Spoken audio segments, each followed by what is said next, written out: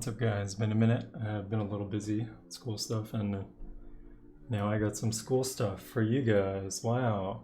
So when I hold up this whiteboard, my camera freaks out a little bit. I'm not really going to show this off for this video. Literally, I'm just gonna have it on the screen, don't worry. But yeah, so I wanted to go into instant blocking. I'm sure maybe some of you saw the Twitter thread that I put out about instant blocking in Strive, kind of understanding the implications of the IB window and stuff like that. I did want to go a bit more in depth, and ultimately what I kind of wanted to impart to people was how to play around it, because that's kind of where a lot of develop play comes in. So you could kind of think of this as a IB like 102, right? Like a developed understanding of instant blocking and more practical applications for playing around it and stuff like that.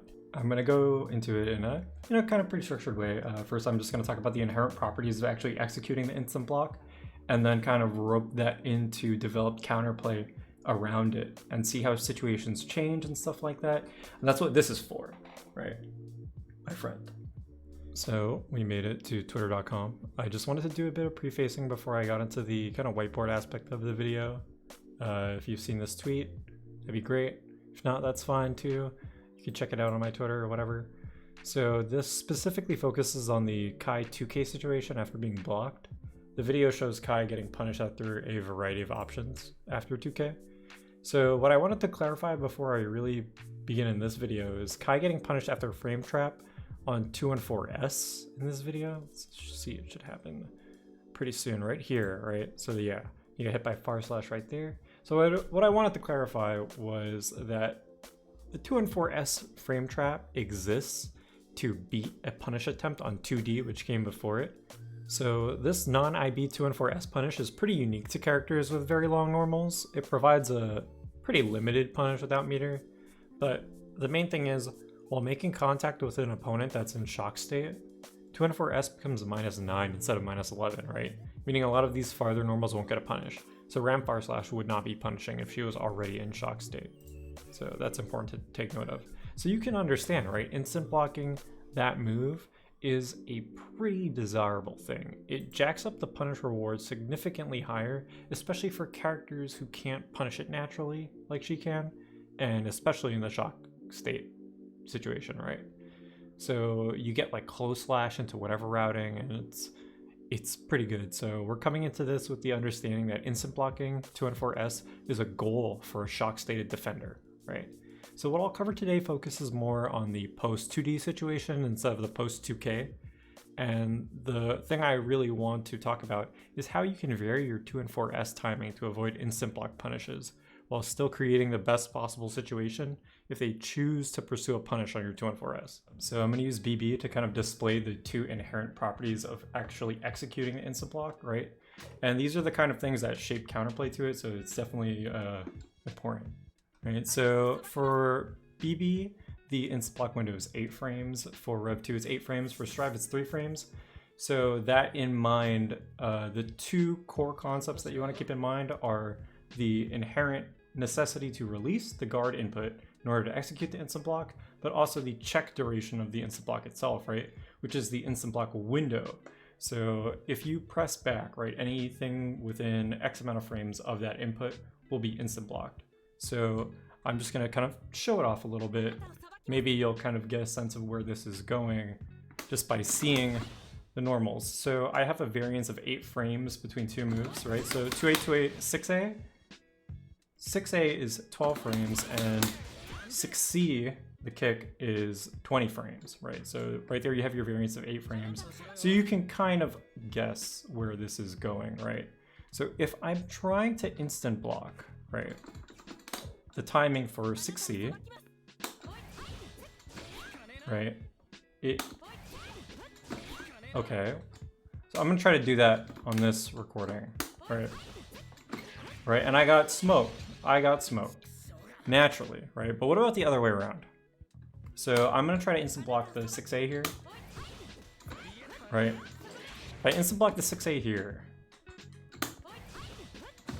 I don't get the instant block on the 6C because the duration of the check is not as long as the difference between the startups, right?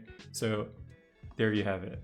Pretty straightforward to understand, and it shows the two kind of exploitable properties of instant blocking. All right, you can say it. SKD, this is the most jank thing I've ever seen. Well, I'm sorry. I don't have a tablet. I had to do it like this. I brightened it up a little bit earlier to take a look at it, but my mouse didn't show up as nicely, so in the interest of being able to direct your attention with the mouse, I'll keep it a little jank looking, if you can bear with me. So these two timelines, right, this one and this one, cover the 2D blocked situation, with the left side of the timeline being the first frame of blocks done, and the right side of the timeline, you know, going onward, just showing the post block situation and all the things that can happen after that. So what we're really interested in is this area. So onward to case 1. So we can see here, 2D minus 10 on block, RAM 5K, 7 frame startup, and our little squiggles here are the IB window, which I've placed here. So blocks done here is 16 frames. It's kind of an arbitrary pick. It doesn't have to be 16 frames. For the sake of this argument, it really doesn't matter since we're focusing on the post situation. So as for the squiggles, SKD, why did you put this here? Well, pretty much if you understood how instant block worked, from the BlazBlue example, the safest place to actually input instant block is where you can't get hit for releasing block, right? Namely block stun. So you can block lows in block stun and buffer IB by going to 2, or you can block high by going to neutral, but you're pretty much safe if they hit you during this period of time, you'll auto guard, right? Important. If you saw me get smoked by EasyOi 6A, you can see that there's a lot more risk in trying to IB later rather than earlier, which is a core point we can leverage later on. So we're playing fighting games, right? And risk reward is the name of the game, so this is the ideal spot for somebody trying to IB my 2N4S frame trap attempt. So if I'm trying to punish them for trying to punish me, I should probably frame trap them, which means leaving a small gap. No, this is a 1 frame gap considered, right? So, you know, around here is good. Around here is good. But this is also the best instant block timing. In this way, anybody who wanted to frame trap a punish or jump out attempt targeted any of those frames would get smoked, and there's like no risk involved, right? Because they can't hit you before this. So what then? Even better, if I'm RAM and I input 5K on this frame of the timeline, I still get a punish on Kai 2D, which means I'm free to instant block on these frames. As long as I press 5K here, I could still get a punish on Kai 2D, which is crazy. So Kai 2D in this timeline fully recovers on frame 27, and RAM 5K done with any frame 17 relative IB timing would become active on at least frame 26, because 27 frame startup, active on 26. I'm sorry if the math doesn't make sense. If you're following, 7 frame startup means including frame 20, so it's not 20 plus 7, but rather counting up with the first frame being frame 20. So 20, 21, 22, 23, 24, 25, 26. And the attack is active on frame 26, which is the last frame of his recovery. So honestly, what is going on here? What is going on here? This sounds suspect. With the safest IB timings, the defender is taking no risk, smoking my frame trap attempts, and still punishing my 2D. So how do I respond? Well, the answer is pretty obvious. You don't attack here, right? Do not attack here. Don't try to frame trap with a tight frame trap just because you can. This is not a great idea. Sure, it beats mashing and committed punish attempts, but safe IB attempts don't remove her ability to punish your 2D. So at very low risk, she can cover both of your options, cancel or not. That's crazy. I thought we were playing an honest game, GGStrive. So to respond, right, what do we do? If IB timing, blah, blah, blah. If IB on frame 17, also no risk. So we could target frame 20 to avoid it, right? Because if she's targeting frame 17, 18, 19. So to respond, I'm going to delay my attack. So we're targeting frame 20. Well, my opponent's really annoying. So because I shifted my attack frame, they're going to IB for frame 20 instead. So on to our second case, right? So you can kind of see all of this stuff is the same. So here we have the first frame of blocks done. Here we have the last frame of blocks done. Here's the IB window, but look at this.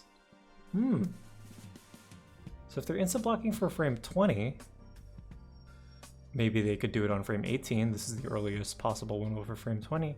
There's always going to be at least 1 frame of vulnerability on frame 17. So you might think it's only a single frame, but yeah, it's hittable, right?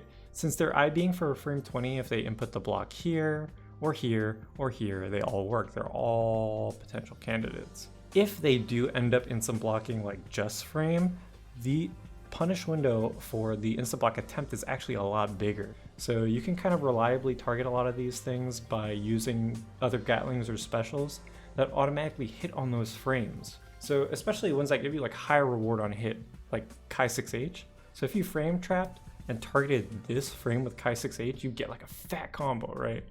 So Kai 2D does not Gatling into Kai6H.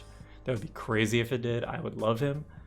Not really. So it doesn't Gatling into this, but if you applied this kind of thinking to other games or another move that had Gatlings, right, the idea becomes a bit more applicable. On that note, you can always target earlier within block stun in order to avoid the IB. But this varies based on the speed of the move in the block stun, so something like 2K214S wouldn't be able to do that because it just doesn't have enough block stun. If you have the meter to spend on a guess gone wrong and condition them with frame 20 timing as your baseline, this is very important. Frame 20 timing as your baseline. It could really work out for you if you subvert it by attacking here. This should not be your baseline attack point, because if you're never changing it and they're only IBing here, you will explode every single time. But what are the other implications of this though? SK, you're telling me that it's really just like a 1 frame window that you want me to hit? Well, if you remember what I said about Ram 5K, at earliest, it's going to be on frame 21, which means that her first active frame is going to be on frame 27. You've successfully gotten her to miss a punish on 2D by getting her to IB with timing to punish something else, right? Wow. So she can no longer punish her 214S and 2D with the same timing.